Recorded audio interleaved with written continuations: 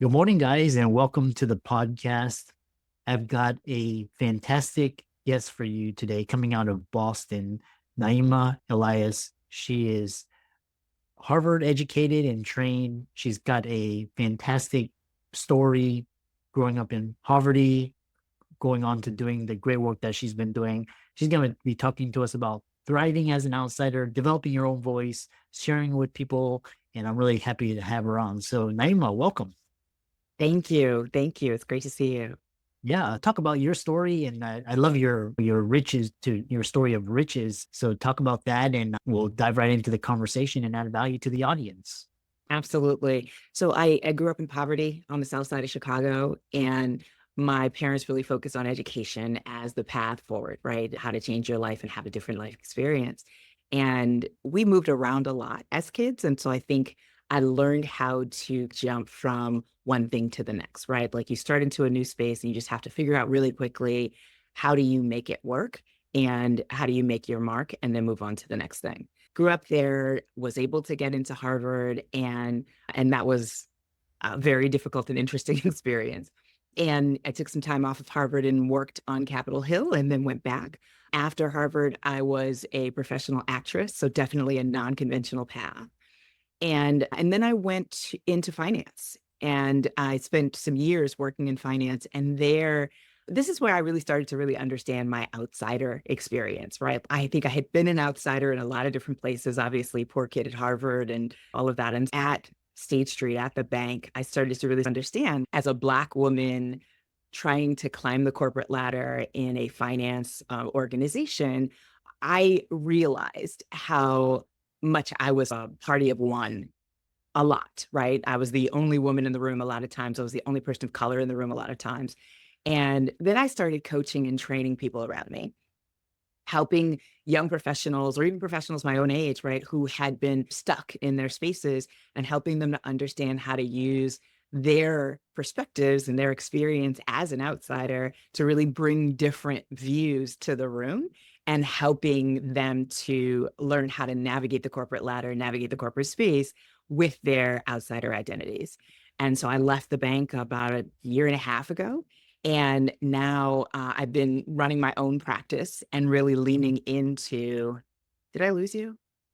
No. Okay. So my computer did something weird.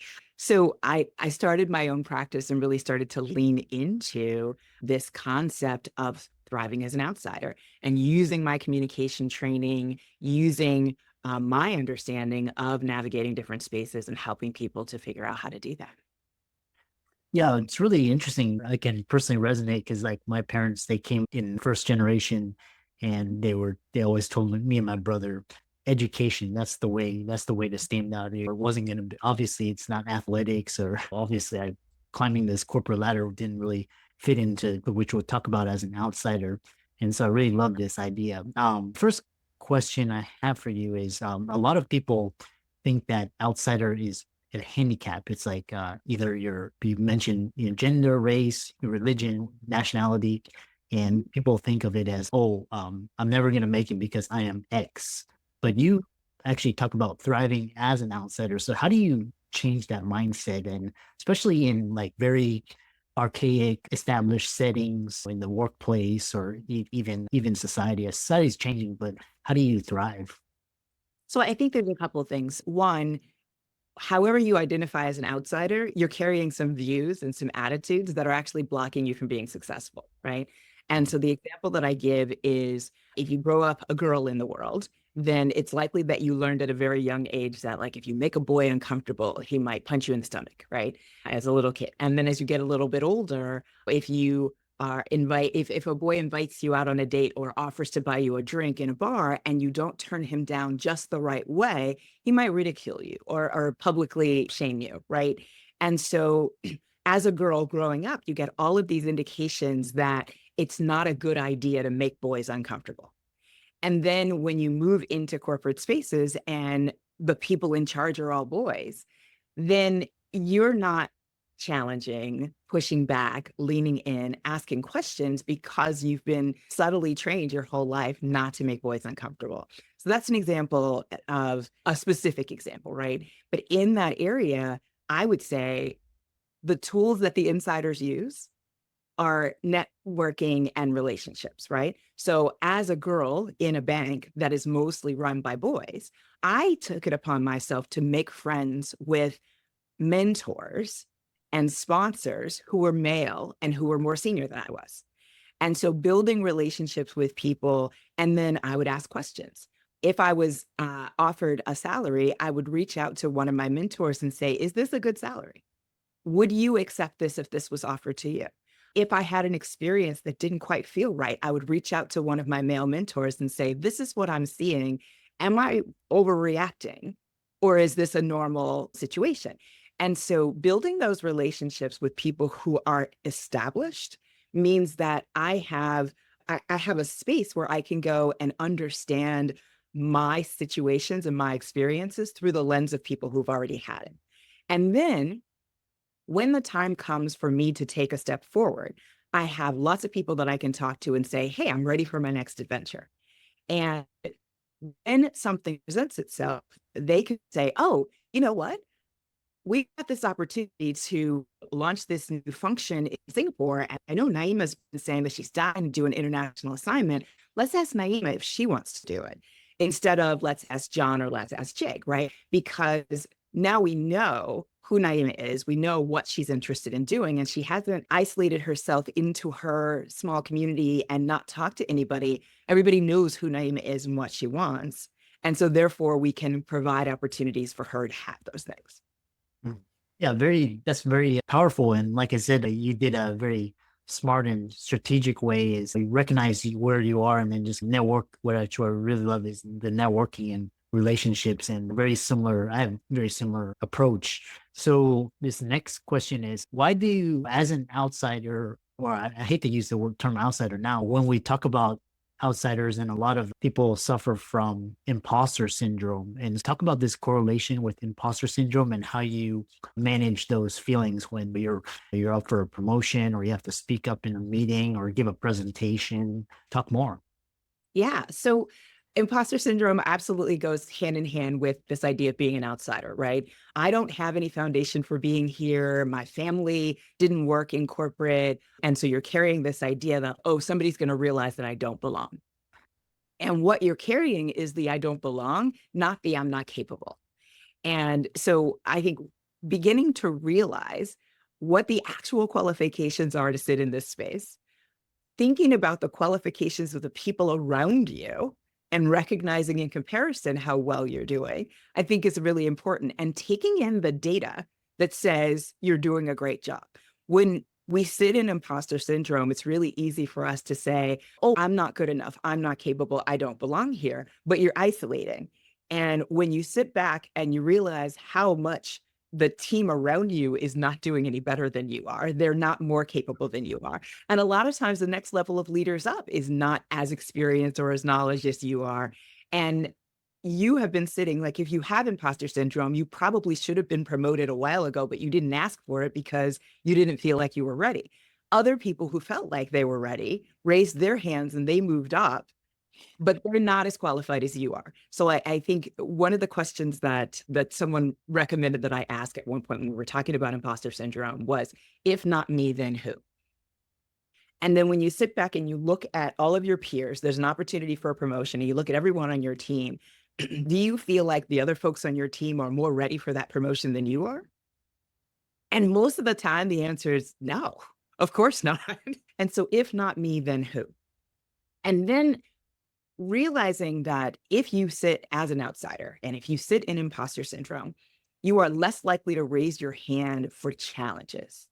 And if the folks who identify as insiders or who you identify as insiders are raising their hand and saying, yeah, I can figure that out. Not, yes, I know how to do that, but yeah, I can figure that out. They are getting opportunities to move forward. They're getting opportunities to play. And you're saying, you're waiting to be able to say, yes, I have done that. I already have all of that experience. I have developed all of those skills. And so therefore I'm ready to step forward. But if you have 100% of the expectations of the job description, you are actually overqualified. Every time you step into a new role, there's supposed to be something for you. You have to be able to learn and to grow and develop an additional skill set. If there's nothing left for you to learn, you're already past that role. Mm. And so I think really just sitting back and recognizing that you're not supposed to be perfect in the role before you get into it. You're not supposed to be perfect in the role for a little while, unless you're performing surgery. Now, obviously, you want to know it really well before you step into it. But I think the idea that we're supposed to be perfect in advance, the idea that we're supposed to know everything in advance is a detriment. And it is the idea, it is the concept that holds us back and prevents us from taking the steps forward that our peers are taking. And so they move up and then they move up again and then they move up again. And we're still sitting here trying to figure out if we're ready for that first step. And then when we look at corporate spaces and we think about the funnel, and the funnel is this way, right? At the bottom, the diversity mix is really very comfortable, right? It's very blended. There's folks from different nationalities, different genders, everybody's represented. But there's a select group of folks that we identify as insiders who are like, I want to do that. I want to try. I want to try. I want to try. So they're moving up while we stay put. And then eventually we move. And then eventually some more of us move. But the group of us who are moving is getting smaller and smaller as we move up because so many of us are still sitting in that I'm not perfect yet. I don't know everything just yet. That's again very insightful. And a follow-up question I have for you is there are some times in industries, professions where it's not in the cards, and it could be skills and abilities, or just could just be biases. Or so how do you, as an outside, as somebody as of the that's different. When do you decide to become an entrepreneur and set up your own shop versus just, it's because it sounds like what you're doing is very strategic, but it's also dependent upon the company and the people and just allowing you those opportunities. So how do you decide when to go out on your own versus just stick with it? So going out on your own is a huge challenge, right? And I think that for some folks it kind of comes easily, but you think I'm really good at this thing, and so I want to go do this thing. I always said I'm never going to start a business because I'm not a salesperson. And I know that I would have to do sales and marketing, and that's not my jam. It turns out it was more straightforward for me than I expected it to be. But the thing you have to realize about starting a business is that you're not just going out to do the thing that brings you joy. There's a whole lot of infrastructure. And even if you're a business of one, managing all of the details of the business itself is going to come as a surprise. And so I always recommend when I'm talking to folks who are thinking about entrepreneurship, dabble, play with it a little bit, start building your business while you're with your company and really start doing that work and exploring and building up some clientele. And then once you have a clear sense for what the infrastructure needs to look like and how to run it, and you feel comfortable, jump, right? In the meantime, if you're comfortable staying in a corporate setting and that's where you want to be, I say change companies. In the beginning of my career, I changed companies every 2 years. And then I only stayed with State Street for 13 years because I was able to move around within the organization. I had 7 jobs in 13 years. And so moving and changing allows you to build the skill set for how do I transform? How do I build? How do I create something new? And that's the skill set that you need. And so look for opportunities to build the transformation skill set. So within your company, join an employee resource group and plan some events and help build out some things. Create a new employee resource group that doesn't exist. So you have the experience of creating a company, but in a safe space. Create a program, create a training, create a development, build something in a safe space and get a feel for what that is like for you. What do you like about it? What do you not like about it? And then when you get ready to step out and start your business, you'll have a sense for what partners you need. What's the part that really is hard for you or that you're not interested in? And who's the right partner to work with so that stuff can be taken care of. And the obvious potential failure point for your company is handled before you even start it. Yeah, really. I know we're coming almost to the end. We have around 5 minutes remaining. And so I wanted to ask you this question because I've noticed this because the more I'm in entrepreneurship and everybody's talking about you want to be an outsider, you want to stick out, like that's your unique, that's your signature. Mhm. Um, and then, in my previous career as a physician in these corporate settings, it's like people change their faces. You describe it as a chameleon, and it's like people say one thing and then to one person and another person, they'll say it different. Just and so is it better to be like an outsider, just stick out like a sore thumb, be different, and if it doesn't fit, just do your own thing versus be a chameleon? Talk about that.